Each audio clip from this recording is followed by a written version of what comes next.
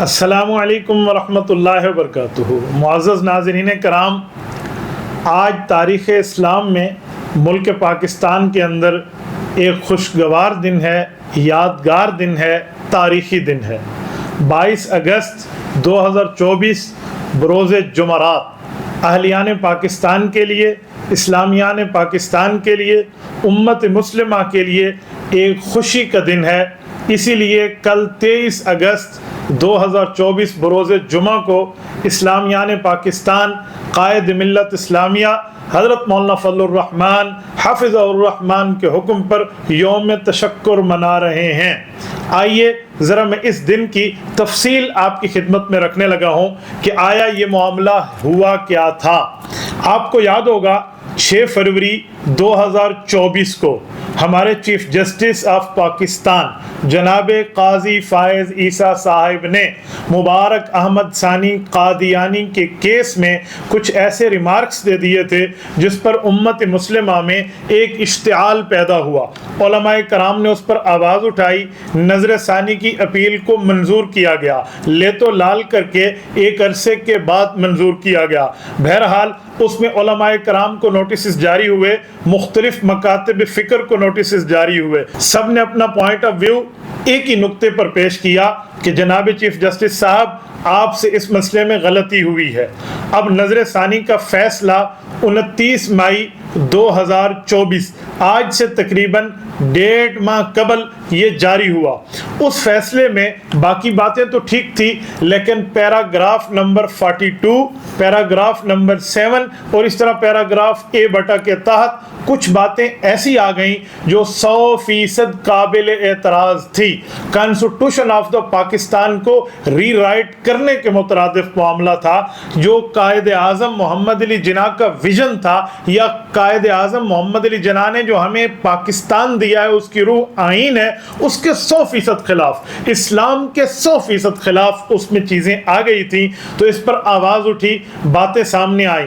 شروع میں تو سپریم کورٹ ٹس سے مس نہیں ہوئی، لیکن میں سلام پیش کرتا ہوں تمام مکاتب فکر کے نوجوانوں کو، علماء کرام کو، اکابرین کو، جنہوں نے یکجہتی کا مظاہرہ کیا۔ اسلام آباد میں سپریم کورٹ کی عمارت تک گئے، سب نے بات چلائی۔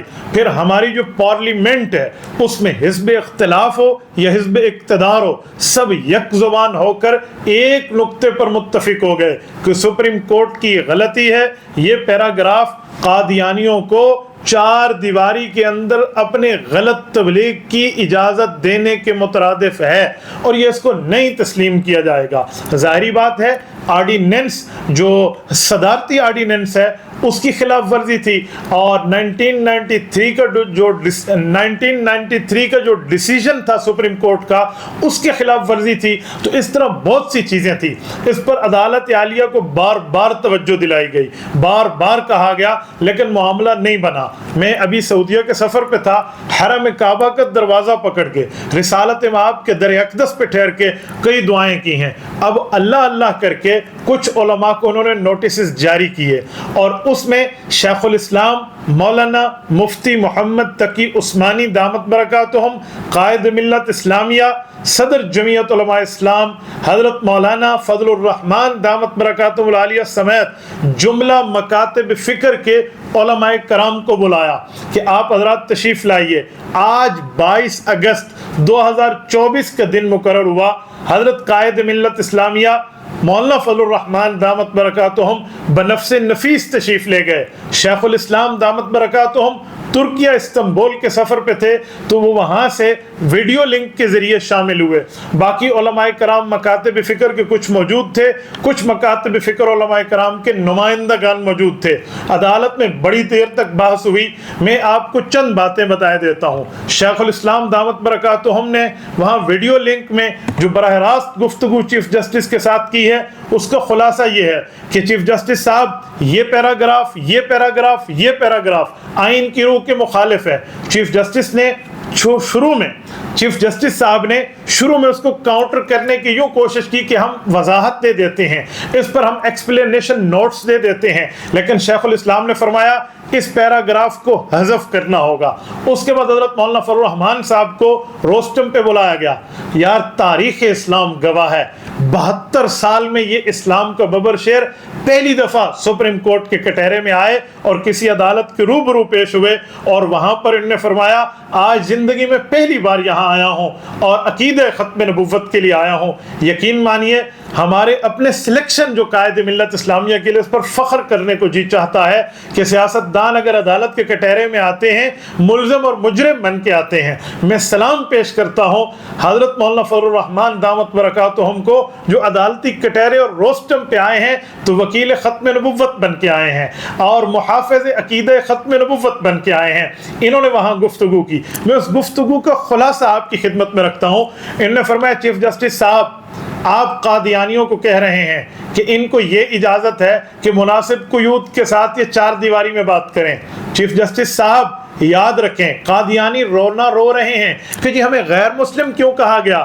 کیا قادیانیوں کو نہیں پتا کہ ان کے بڑے مرزے قادیانی نے پوری امت کے لیے لکھا ہے کہ پوری امت جب تک مرزے کو نبی نہ مانے نعوذ باللہ وہ کافر ہے اور مسلمان بھی نہیں ہے۔ یہ پوری دنیا کو کافر کہتے پھرتے ہیں، یہ مٹھی بھر لوگ اپنے لیے رونا رو رہے ہیں۔ مجھے بتایا چیف جسٹس صاحب آپ ان کو رائٹس دینے کے معاملات بتا رہے ہیں اور یہ لوگ ملک پاکستان کے آئین کو تسلیم نہیں کرتے۔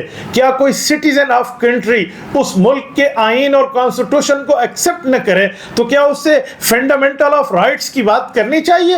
ظاہری بات ہے اس کے فنڈامنٹل آف رائٹس جو ہیں وہ ختم ہو جاتے ہیں۔ تو کس بنیاد پر یہ ہو رہا ہے؟